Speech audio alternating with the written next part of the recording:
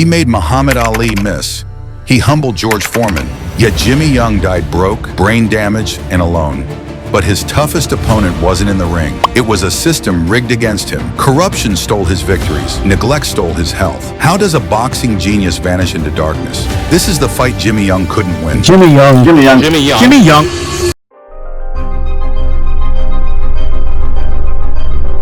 Forget fairy tales. Jimmy Young's story begins where hope goes to die. The brutal streets of Philadelphia. Not just poverty, a daily war zone. 7 kids, no food, no future.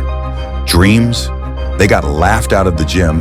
But boxing, that dim, sweat-stained Philly gym, that was his escape hatch. Promoters saw a stepping stone, not a star. Durable, not dangerous. That was the role they gave him, but Jimmy refused the script. Ernie Shavers, Ron Lyle, monsters expecting target practice, got a masterclass in frustration. He didn't just survive, he dissected. Razor defense, surgical counters. Insiders whispered, avoid Jimmy Young. Too smart, too risky. He earned respect in the shadows. But shadows don't win titles. He needed a spotlight too bright to ignore. April 30th, 1976. Capitol Center, Maryland. Muhammad Ali, the greatest. Jimmy Young, the nobody. On paper, a massacre. In the ring, a revelation. From the first bell, Young flipped the script. He made Ali chase. He made Ali miss. Relentlessly. Slipping combinations, sharp counters, broken eardrum. Reports said yes. He even used the ropes as a shield. Clever or cowardly, it didn't matter. He was outboxing a legend. The final bell. The decision, unanimous, for Ali. Scores so wide, fans rioted. Even Ali's trainer called it Ali's worst fight. Jimmy didn't lose a fight. He was robbed of a piece of history. The sting was deep. The message is clear. Brilliance isn't enough against an icon. The weight of injustice grew. His next shot, Ken Norton, November 1977. Caesar's Palace. Winner gets a title shot. Jimmy's redemption. 15 grueling rounds. Norton's brutal body attack versus Young's slick counters. Another chess match. Another razor-thin finish. The verdict? Split decision. Norton. Deja vu. Many saw Young's clean boxing win. Judges saw Norton's aggression. The championship shot. Gone. Handed to Norton without a title fight. This broke him. The fire faded. The sharpness dulled. Why train like a demon when the judges only see demons? The descent had begun.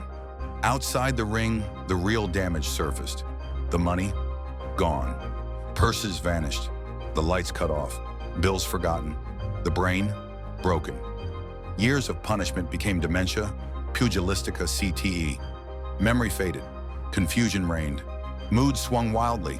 The spirit, crushed. Boxing was his identity. Without it, a void. Self-medication became survival. Alcohol, drugs, numbing the physical pain, the mental fog, the crushing disappointment. Arrests followed. His lawyer pleaded, this isn't a crime, it's brain damage from the ring. The system that failed him in the ring now jailed him outside it. February 20th, 2005, age 56. Jimmy Young was gone, not in glory, in neglect. Retired fighters reached out. Alex Ramos, the Retired Boxers Foundation. They saw the brotherhood. They saw the pain. But CTE is a thief. Ramos knew we were going to lose him.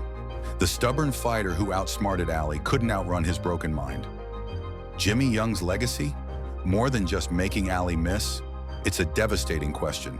How many brilliant fighters must die broke and broken before boxing protects its own? The final bell rings, but for fighters like Jimmy, the damage echoes forever. What price does brilliance pay in a brutal sport? Was Jimmy Young boxing's biggest robbery? Let us know in the comments. If stories of forgotten warriors matter, smash that like button. Subscribe for more untold fights, because the greatest battles often happen after the last bell. See you in the next one.